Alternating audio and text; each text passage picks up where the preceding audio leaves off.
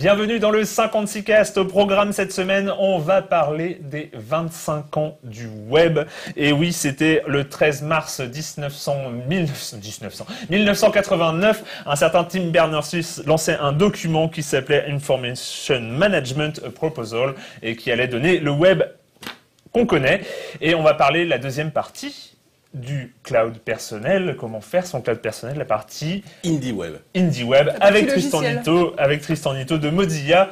Bonjour Tristan. Salut. C'est cool. Et puis si on a le temps, je ne sais plus ce qu'on va faire. Le potager du web, c'est les Pokémon en vrai. Ouais.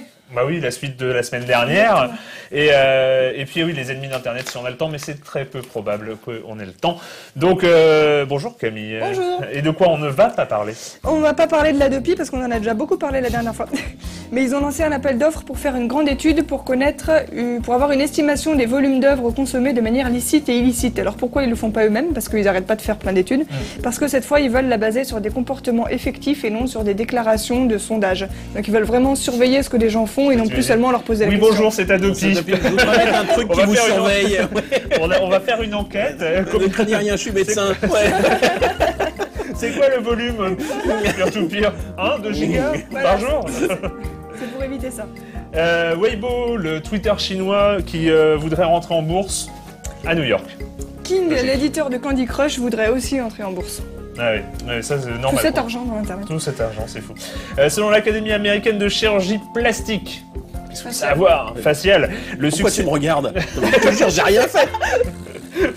Mais enfin, le succès des selfies a un impact énorme sur l'industrie de la chirurgie plastique. Ça fait peur quand même. Ah, il faut que je me fasse refaire le nez. Je pense qu'il y a eu le même boom à l'époque de l'invention des miroirs. Ou alors il n'y avait pas encore de chirurgie plastique. Attends, bouge pas, je vais te rectifier à coup de silex. Bon, sinon, Apple a supprimé de l'App Store le roman La femme de Bénédicte Martin. Pourquoi? Parce qu'il y avait des seins nus sur la couverture. Oh mon Dieu, non! Et si! Et attends, il y a aussi en fait, c'était un mélange entre un buste de femme et une lame de couteau, et visiblement, c'était trop suggestif et violent, etc. Ouais. Enfin, quand on voit ça. Pénibles. Ah non, mais c'est grave. on appelle ça la censure ordinaire. Hein. C'est flippant, hein, c'est flippant pour le coup. Suite à un vote du Parlement européen, si tout va bien, tous les appareils électroniques devront avoir un chargeur universel en micro USB. N'est-ce pas Apple, voilà.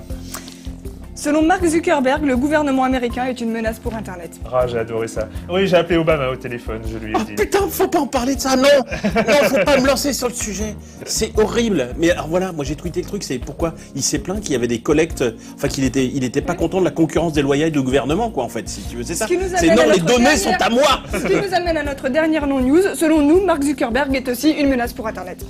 Voilà, merci Camille! Mais attends, Mais ça va, oui.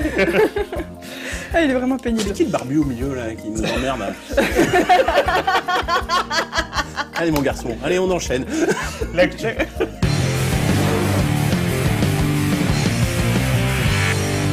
Alors, il paraît qu'on fête un anniversaire. Oui, le 13 mars, donc le 13 mars, c'était la semaine dernière. Le 13 mars, un certain Tim Berners-Lee, qui a été engagé au CERN, au CERN de Genève, depuis 1984, il vient de sortir un petit document qui s'appelle Organisation de l'information.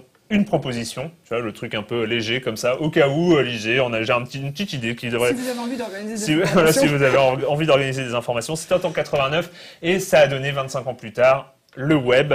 25 ans plus tard, non, pas 25 ans plus tard, mais ça a donné aujourd'hui le web qu'on utilise.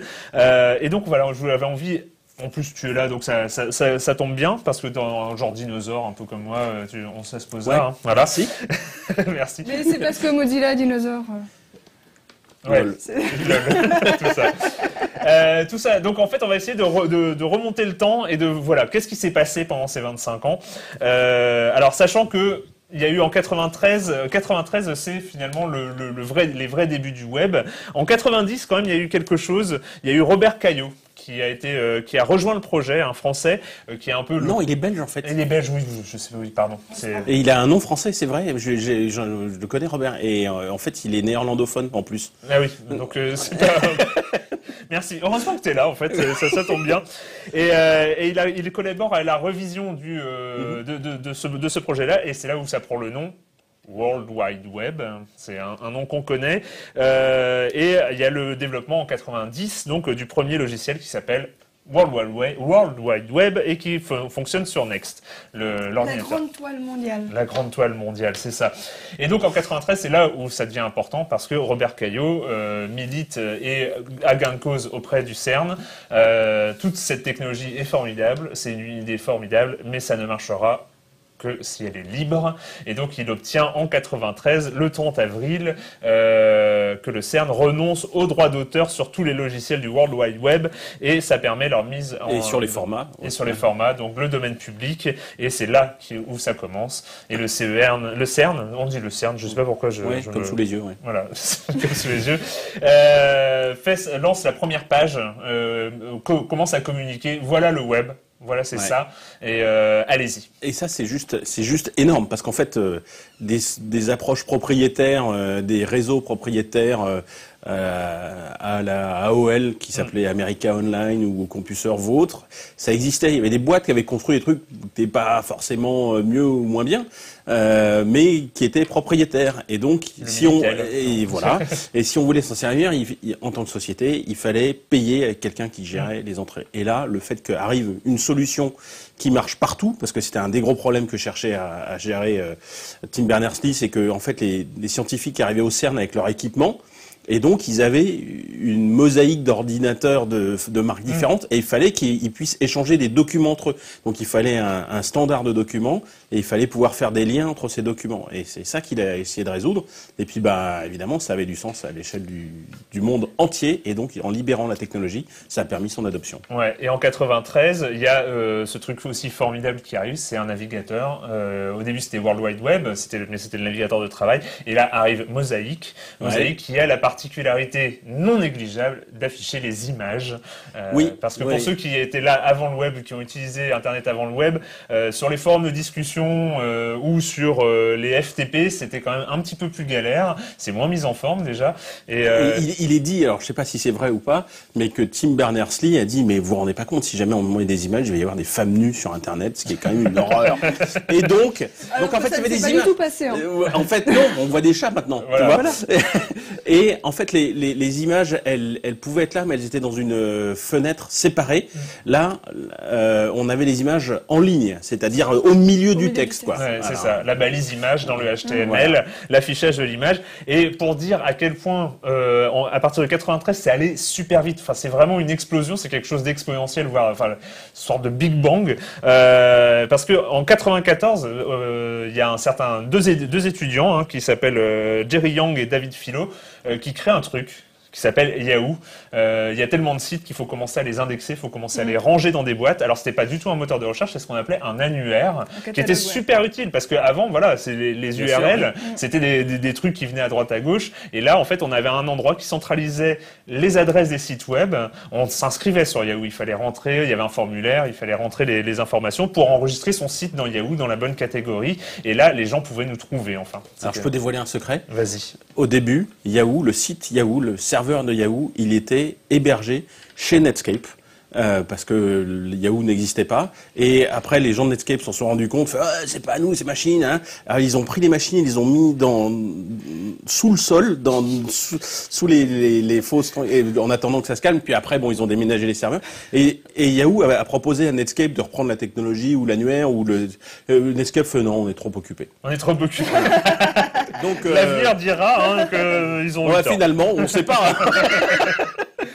Et alors, en 95, il y a Microsoft qui a créé un certain MSN pour concurrencer Internet et le web. Oui, parce que Bill Gates disait Internet, de toute façon, ça marchera pas. Ça marchera pas. Donc Microsoft, c'est le même qui avait dit 640K, ça suffira pour tout le monde aussi, non? C'est ça. Voilà. Ouais. Un visionnaire, on vous dit. Puis ils ont changé d'avis, ils ont lancé la guerre des navigateurs avec Internet Explorer, version 1.0. C'est là que je verse maintenant. Et c'est là qu'il y a eu aussi le premier moteur de recherche qui s'appelait Alta Vista et dont on voit une petite image. C'était tout joli, il y avait des couleurs à l'époque. On n'a plus beaucoup de couleurs en ce moment. C'est vrai. Et Alta Vista, à la différence concurrence de Yahoo, lui commençait à crawler avec des robots, à crawler le web, les liens hypertextes, à passer.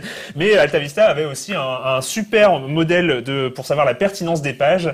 Il comptait le nombre d'occurrences du mot dans la page, ce qui était un peu faiblard dans le plus un truc. mot est écrit et plus c'est pertinent. Exactement. Mais donc c'est pour ça que les mecs ils écrivaient en blanc sur fond blanc, en bas de page, X fois le même mot. Comme ça, c'était du SEO, du Search Engine Optimization, à la mort machin, voilà, avec le recul. Alors ça va vite. En 97, plus de 1 million de sites existent. C'est-à-dire, on est 4 ans après la création. Et là, la guerre des navigateurs bat son plein. Netscape Navigator 4.0 contre Internet Explorer 4.0. Ça va mal pour Netscape parce que Netscape est encore payant et Internet Explorer est livré avec Windows et gratuit. Et donc là, c'est la merde. Mais en 98, rebondissement, puisque America Online rachète Netscape. Qui a perdu la guerre. Ouais, toi, tu étais là. J'étais employé de Netscape, j'ai racheté par AOL, ouais. Ils l'ont racheté 4 milliards de dollars. 4 milliards, c'était le prix au départ, quand ils annonçaient par échange d'actions, et le temps qu'ils concluent le deal, parce qu'évidemment, il y a le prix de l'action était monté à 10 milliards. Donc, d'accord. voilà. Donc, à ce moment-là, c'est toujours 2 fois moins sur que le papier, WhatsApp, j'étais si je peux me millionnaire. permettre. Et puis en fait, non. Pardon C'est toujours 2 fois moins que WhatsApp, si je peux me permettre. Oui, c'est nul, même l'inflation. Et toujours en 98, un certain site apparaît qui s'appelle Google. Et là, on a parlé d'AltaVista. Voilà, il y a le PageRank qui apparaît, qui est la grande force de Google, c'est-à-dire une page web est importante s'il y a des liens qui pointent vers elle. C'est la règle de base du PageRank et ça change tout. Et en termes de pertinence. Ça et l'interface utilisateur. C'est juste une boîte de recherche, tu tapes des mots-clés et tu parce que pendant le même temps, en fait, AltaVista était devenu, c'était la mode à l'époque, un portail. Et ça, les portails, c'était trop bien. Alors, en 2001, ça va à une vitesse dingue, l'Internet. Genre, en janvier, il y avait 27 millions de sites. En août, il y en a 30 millions. Donc, on est vraiment quasiment à 1 million par mois, quoi. Et voilà. Et en 2001, là, tu vas verser ta larme aussi. Création de Wikipédia aussi. Il y a création de Wikipédia, ça va être Ah ouais, classe. quand même super important dans l'histoire du web, Wikipédia. Et il y a un certain logiciel qui apparaît, Internet Explorer 6. Ouais. Et ça, celui-là, il a fait quand même super du mal au web. Il y a eu du... En fait, c'est pas tant sa sortie qui était dramatique, c'est le fait qu'il n'y en a pas eu d'autres après pendant des années. Mais voilà, c'est ça. Ça a été en fait la stagnation. Avec le recul, en fait, on se dit, c'est à ce moment-là quand la stagnation du web a commencé, parce que déjà avant, il y avait une version 5.5, et donc la 6, elle était à peine mieux que la 5.5, et puis elle est restée super longtemps, et avec tous les problèmes de sécu, de pop-up, etc., qui arrivaient, ce qui fait que, en fait, avec cette stagnation, le web était en train de s'assoupir et de mourir de sa belle mort. Heureusement, dans l'ombre, il y avait une petite équipe de Gaulois qui travaillait. Et l'année suivante, en 2002, Mozilla 1.0. Alors, on est aux prémices. C'est vraiment. C'était pas facile à utiliser. C'était pas facile parce que il fallait une grosse machine. Et on appelait ça une suite. Ça faisait tout. Ça faisait email, éditeur de page web, client IRC, newsgroup, la totale. À propos de Newsgroup, c'est à cette époque-là qu'on a commencé à parler de Web 2.0, parce qu'on se rendait compte qu'il n'y avait plus que des entreprises qui faisaient des sites vitrines, il y avait aussi des utilisateurs qui s'exprimaient beaucoup sur le net, qui faisaient remonter des commentaires. Et donc maintenant, ça marchait dans les deux sens Internet, d'où le Web 2.0. Mais le Web 2.0 aussi qui était là pour relancer, parce que oui, on n'a pas parlé de quelque chose, mais qui n'est pas directement lié au web, c'est la période 99-2001, la bulle Internet, le grand crack de 2001, qui a mis à terre toute l'économie numérique. Et c'est vrai que l'apparition de ce Web 2.0 aussi, c'était un nouveau départ pour l'économie numérique. Voilà, il y a un truc, il y a le contenu généré par les utilisateurs, les gens continuent à utiliser Internet, donc il y a une économie derrière. Dans le 2.0, vite fait, il y a un truc important à dire, c'est qu'il y avait des API sur le web. Et ça, c'était nouveau. C'est-à-dire que c'est plus simplement des gens qui cliquaient sur des liens, c'était qu'il y avait des API, c'est-à-dire qu'un service pouvait parler avec un autre. Malheureusement, ça existe toujours, hein, mais quand on va commencer à parler du Web 2.0, on se dit ouais, c'est génial, on va pouvoir commencer à faire des Legos sur Internet, à assembler d'un truc pour les traiter avec un autre et les afficher dans un troisième. Et aujourd'hui, ça existe toujours. Twitter, Facebook ont des API, mais ils les contrôlent vachement. Ils font des clés d'utilisation, etc. 2004, Facebook.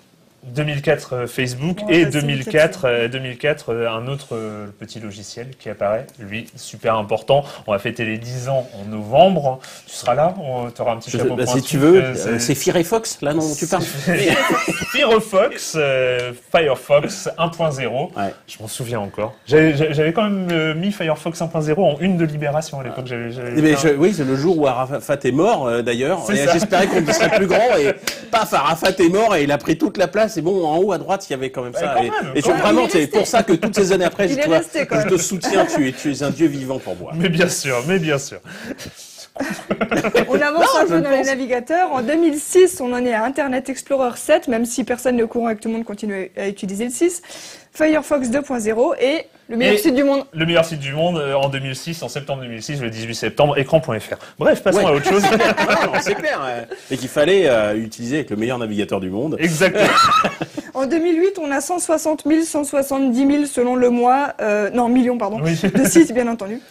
Voilà, et Et Firefox 2.0, incertain, et un troisième navigateur rentre. Bon, il y avait Opera, il y en avait d'autres, hein, mais il y a un troisième grand navigateur qui rentre dans la bataille, Google Chrome. Voilà, c'est En version bêta. en version bêta. Version bêta.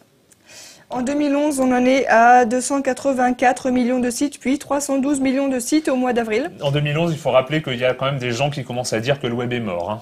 C'est non mais c'est vrai. Oui, Hein, c'est vrai, c'est vrai, c'est vrai. Anderson, Wired, tout ça, le web Ouais. est mort, c'est les applis et tout ça, bien sûr.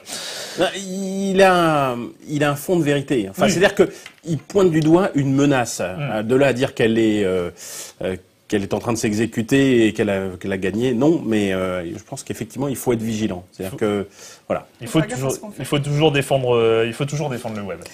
Et l'an dernier, en 2013, le CERN a remis en ligne Le CERN a La remis toute en première ligne, page voilà, web. l'annonce pour les 10 ans, parce qu'en fait, pour les 20 ans, pardon. Ce qui est assez rigolo, c'est qu'on a fêté les 25 ans du web la semaine dernière, mais on avait fêté les 20 ans l'année dernière. selon Donc, qu'on compte la première page web ou le premier brouillon du projet. C'était quoi. assez marrant. Et voilà, en 2013, pour les 20 ans de la première mise en ligne, le CERN de Genève a remis en ligne à l'adresse info.cern.ch/hypertext/www/theproject.html. À l'époque, on savait faire des URL.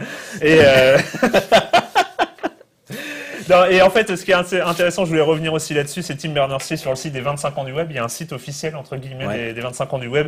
Il a déclaré, alors j'ai pris la traduction sur un site qui s'appelle Standblog, tu m'en voudras pas. Oh merde, tu l'as bâclé alors. Il y a tant à faire pour que le web atteigne son plein potentiel. Nous devons continuer à défendre ses principes fondateurs, à s'attaquer aux problèmes qui se présentent. En voici 3. Comment connecter les 2 tiers de la planète qui n'ont pas accès au web? Qui a le droit de récolter et utiliser nos données personnelles? Pour quoi faire et avec quelles règles? Et enfin, comment créer une architecture ouverte à haute performance qui va fonctionner sur tous les appareils de façon à éviter de retomber dans les solutions propriétaires? 3 problèmes. Plus ça. On a encore du je boulot. vois Camille qui opinait du chef violemment. Ça fait pas mal au cou, hein. On a encore du boulot pour les 25 ans qui viennent. Ouais, ça c'est beau. clair. C'est clair. Virgule, what the fuck.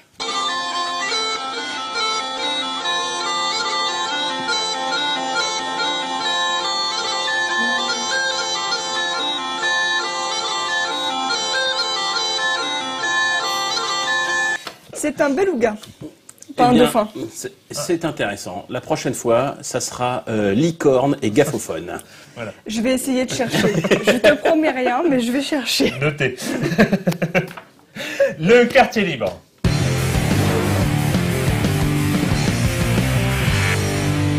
Il y a un mois à peu près, tu avais parlé de la partie matérielle, du fait de comment Ouais. faire son cloud à soi, parce que mettre ses données dans des data centers quelque part dans l'univers, dans le monde, c'est pas forcément, surtout en ce moment, c'est pas forcément la meilleure idée de l'univers. Donc, on avait parlé du matériel, version logicielle, ça s'appelle l'IndieWeb. Voilà. Alors en fait aujourd'hui, je voudrais parler de IndieWeb, qui est une initiative qui est faite par 2 personnes qui sont à mon panthéon personnel, Kevin Marks et Tantek Çelik. Ils sont 2, j'allais dire américains, mais pas du tout, parce qu'en fait Tantek il est d'origine turque et Kevin il est anglais. Donc, mais bon, ils vivent à San Francisco. Tous les 2 et ils travaillent depuis toujours. Ces 2 anciens de Technorati, ça va nous, Ah ouais. voilà, le CTO et je sais pas quoi, VP Engineering de Technorati. C'est des gens qui ont fait les micro-formats et En fait, ils montent un truc qui est très très organique, hein, donc qui marche. Tantec en plus, il est juste deux anecdotes. Un, c'est l'inventeur du Barcamp, c'est lui qui a inventé le mot et il était présent au premier avec Chris Messina. Et son nickname sur Twitter, c'est @T. Voilà, c'est Monsieur T. Ouais. Eh, classe. Donc probablement un des 26 premiers utilisateurs de Twitter. Et donc l'idée c'était c'est aussi un des inventeurs de CSS, les Cascading Style Sheet, enfin éditeur de CSS. Non, mais respect. Non, c'est vraiment un tueur. Il est vraiment très bon, super bosseur, et puis il pousse dans la bonne direction. L'idée avec IndieWeb, c'est de dire bon, en fait. C'est bien de faire de l'auto-hébergement, c'est bien d'avoir son propre nom de domaine, c'est bien d'avoir son serveur dans sa cuisine connecté à son ADSL. Mais le problème, c'est que aujourd'hui, le blog, c'est un peu has-been. Enfin, moi, je suis blogueur, donc je peux le dire. Hein. C'est-à-dire que si tu publies chez toi, t'as pas l'audience que tu trouverais sur Twitter, sur Facebook, ou si tu mets des photos, si tu les mets chez toi, t'as pas l'audience que t'aurais sur Flickr et compagnie. Donc, comment est-ce que tu fais pour avoir le meilleur des deux mondes, c'est-à-dire à la fois le contrôle de tes données personnelles, elles sont chez toi, tu les supprimes si tu veux, et le jour où les services disparaissent, parce que les services commerciaux d'hébergement disparaissent, mais tu vois, les machins, ils explosent en plein vol, finalement ils commencent à démarrer, et puis ils décollent pas vraiment, enfin bon, il y a des centaines de services d'hébergement de données personnelles qui ont disparu, IndieWeb d'ailleurs sur leur wiki, ils en ont compilé une liste qui fait, je sais pas, au moins 30 pages, quoi. C'est un truc de fou. Et comment est-ce que tu fais pour, en fait, garder ta trace sur le web et en garder le contrôle et qu'elle reste là aussi longtemps que tu le souhaites, tout en bénéficiant de l'hébergement, enfin de l'audience que tu vas trouver sur des services qui sont On a juste l'impression d'avoir la quadrature du cercle là pour le coup. Ben oui, parce que c'est vraiment le meilleur des deux mondes. Et donc c'est des gens qui sont des techniciens, mais aussi qui travaillent sur l'expérience utilisateur et l'interface utilisateur. Donc ils disent comment est-ce qu'on fait pour résoudre cette quadrature du net. Et ils se réunissent tous les 15 jours. Au bureau de Mozilla, par exemple, ou ailleurs, il y a des espaces de coworking space. Donc moi, j'étais il y a un mois dans un espace de coworking. Je suis retourné là il y a la semaine dernière les voir aussi, et donc à participer à ce qu'ils appellent un Indie Web Camp. Donc j'ai juste une réunion relativement informelle où on essaye de travailler à des solutions à cette quadrature du cercle qui est comment est-ce que je fais pour à la fois avoir les données chez moi et participer aux réseaux sociaux. Et ils sont arrivés avec un ensemble de protocoles. Donc, en fait, ils ont une approche qui est très intéressante. Ils travaillent pour eux. C'est-à-dire que c'est les premiers utilisateurs de leur projet. C'est, voilà, j'ai ce problème-là, j'écris un logiciel pour moi, pour que mon blog puisse aller syndiquer, donc publier ailleurs. Et une fois qu'ils ont trouvé une solution technique, et agréable à utiliser, après ils mettent en place les formats pour que le tout soit interopérable.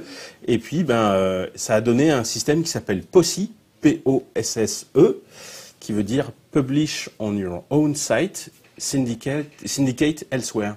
Publier sur votre propre site et avec de la syndication ailleurs. C'est-à-dire que quand tu veux tweeter, quand tu veux mettre une photo, quand tu veux créer un événement et quand tu veux bloguer ou autre, tu fais tout ça sur ton site web. Et ça le balance sur... Et avec un système de format et de protocole, ça va, si c'est un tweet court, ça va, si c'est un texte court, genre tweet, ça va le pousser sur Twitter. Sinon, ça prend un extrait et puis ça le met sur Twitter avec un lien vers ton billet. Si c'est un billet, ça va aussi le mettre sur Facebook. Enfin, c'est toi qui choisis dans ton truc, dans ton interface utilisateur, ce que tu veux faire. Si c'est une photo, éventuellement, ça va te la dupliquer sur Flickr ou sur Instagram. Enfin, où tu vois tout ce que tu veux, tu peux. Il y a les mécanismes pour aller publier ailleurs et toucher les audiences que tu veux toucher. Et il y a un deuxième, là j'étais obligé de truander, là, ça s'appelle Backfeed, un autre protocole qui fait que si les gens commentent, ou genre ils font un like sur un billet que tu as publié sur Facebook, en fait, ça ramène cette info et ça va incrémenter ton compteur de likes sur ton site à toi, ou s'il laisse un commentaire D'accord. sur Facebook, ça ramène le commentaire sur ton site à Et toi. ça l'héberge chez toi. Ouais. Et Ah, donc c'est si bien, Facebook se barre, ou toi tu te barres de Facebook, ou Ouais. tu fais virer de Facebook parce que Et puis bon, t'es ça, pas obligé ça de arrive. mettre des iframes de Facebook pour que Facebook soit aussi sur ton site. Exactement. Et donc, tu as tout ça chez toi, hébergé chez toi, et tu as le contrôle, tout en ayant ce système Super. qui marche de syndication. Ça marchera bientôt. En fait, Il y a ça une marche adresse- déjà. Il y a une adresse pour suivre Ouais, le truc. indiewebcamp.com. Eh ben écoute, on va aller voir Et ça. Moi, ça me il passionne. y a une communauté en France, ils sont géniaux. Voilà. Indie Web Camp. Ouais. Merci. Merci Ouais. Tristan. C'est le moment du potager du web avec des Pokémon.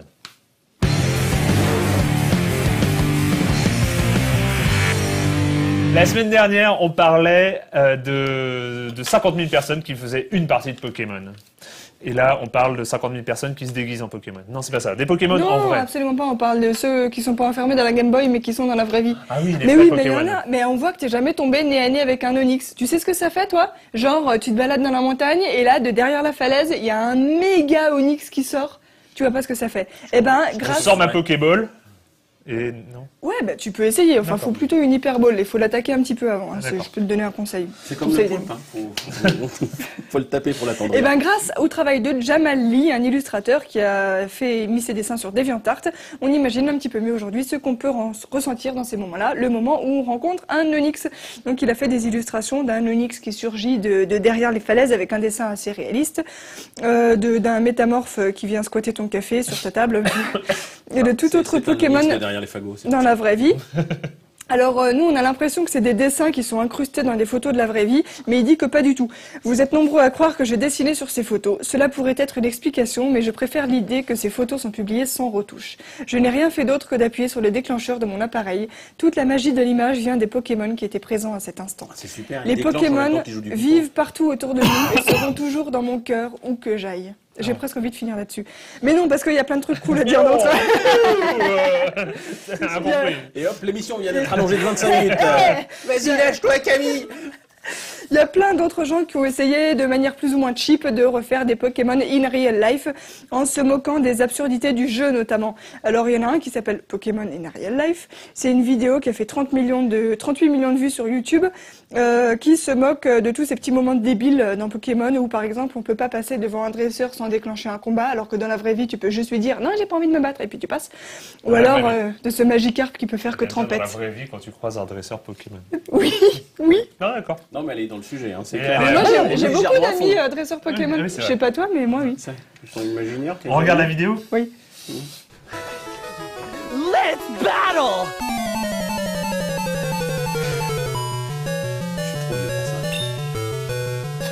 I choose you, Pikachu! Pikachu! Is that all you got? On n'a Go, pas déjà fait la Magikarp! virgule what the fuck. Look like Magikarp! Hit him with a splash attack! Et là, Magikarp fait trempette. Ce qui ne sert à rien, comme tout fan de Pokémon le sait, c'est une attaque inutile. Alright, Pikachu! Mais comme il a que cette attaque dans son stock, et bah il peut faire que trempette. Ah, d'accord. Ah, mais heureusement que t'es là. Parce que. Ceux qui savent, savent. Ça, voilà. En septembre 2010, Les autres se grattent la tête. En septembre 2010, le monde des fans de Pokémon tremble puisque fuit sur YouTube les 30 dernières secondes de la bande-annonce d'un film d'action sur Pokémon. Non, Nintendo va-t-il faire une adaptation de Pokémon IRL avec un côté sombre? On regarde ce que ça donne. Ash, there are no more masters. Everything we've worked for is gone. Ça avait l'air trop bien. Can't you see the fights are getting worse? Pikachu's gonna die in those pits.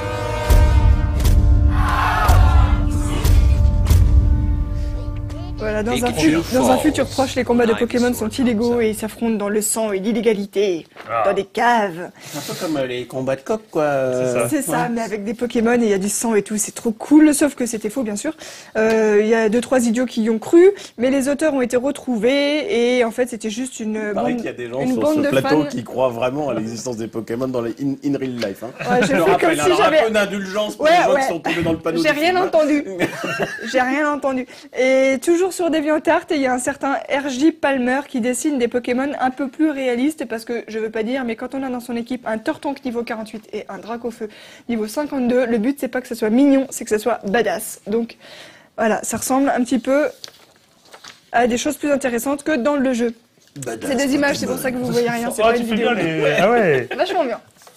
Et enfin, il faut pour finir mentionner le projet Actual Pokémon fait par un certain Jean-Noël Lafargue, Il prof faudra à qu'on Paris 8. l'invite un jour, Jean-Noël. Qu'il faudra qu'on invite parce qu'il fait des tas de trucs géniaux. Et donc son projet de vrai Pokémon, en fait, c'est de faire un Tumblr avec que des photos de vrais animaux de la vraie vie. Cette fois, je fais plus semblant que les Pokémon, ça existe. Des vrais animaux de la Terre, donc, mais qui auraient pu être des Pokémon tellement ils ont une tête dingue. Et je sont m'étais bien, même ces amusée à leur donner des noms à l'époque. Genre, on peut imaginer Camoufeuille, Discoco, le petit oiseau Disco, et Hydrémon, le poisson qui ressemble à un démon. Il y a un oiseau qui s'appelle le moucherolle-roi, qui a vachement de succès. Il a été reblogué je sais pas combien de fois. C'est un petit oiseau avec une couronne de plumes rouges qui peut sortir de sa tête comme ça. Et en fait, il n'y a pas besoin de le renommer parce que le moucherolle-roi, c'est très... Moucherolle, c'est trop un nom de Pokémon. Voilà, c'est un nom de Pokémon déjà. C'est fait. C'est Ouais. cool. Si on avait eu le temps, ce qui n'est encore pas le cas, on n'y arrivera jamais. De toute façon, c'est cette rubrique, ça s'appelle Si on a le temps Si, pour des une fois, bonne on y arrive. pour une bonne chose. Ouais, des fois on arrive. La semaine dernière, en plus des 25 ans du web, c'était un autre rendez-vous, là pour le coup annuel et qui est pas forcément agréable entre guillemets. C'est les ennemis d'Internet. Donc tout le rapport des ennemis d'Internet par l'association Reporters sans frontières. Donc c'est tous les ans à la même date, le 12 mars. Et cette année, c'est qui? Et cette année, en fait, il s'est passé un truc entre l'année dernière et cette année. C'est Snowden. un certain Edward Snowden. Donc, il s'intéresse plus particulièrement aux institutions, non plus aux pays. La tradition, c'était les pays ennemis d'Internet.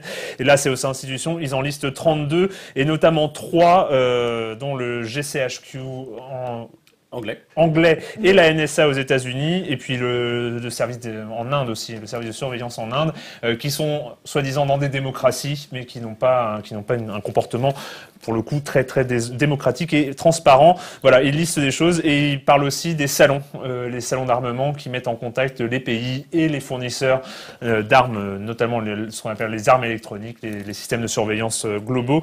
Notamment, il y en a deux qui se passent en France, dont Technology Against Crime qui se passe à Lyon et Millipol qui se passe à Paris, qui sont des endroits très intéressants où il y a des gens très intéressants qui se rencontrent. Ça fait super envie comme Super salon. glorieux, ouais. Ouais, super glorieux.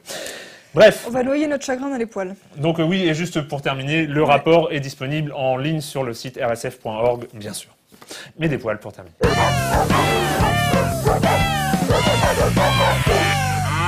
Vous avez sans doute vu une vidéo où, soi-disant, des inconnus s'embrassent pour la première fois. En fait, c'était nul, c'était une pub pour des fringues. Vous avez remarqué qu'ils étaient tous beaux et bien fringués. Et bah voilà.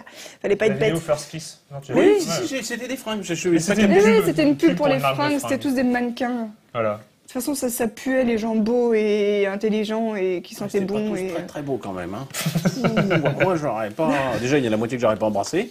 Et non, même Bon, un bah peu bref, plus. Hein. si vous voulez... Si vous voulez de l'authentique, prenez plutôt des chiens, vous les mettez en face pour la première fois et vous filmez leur premier baiser, ça au moins c'est pour du vrai. Bon, et si ma femme écoute, chérie, j'aurais embrassé personne.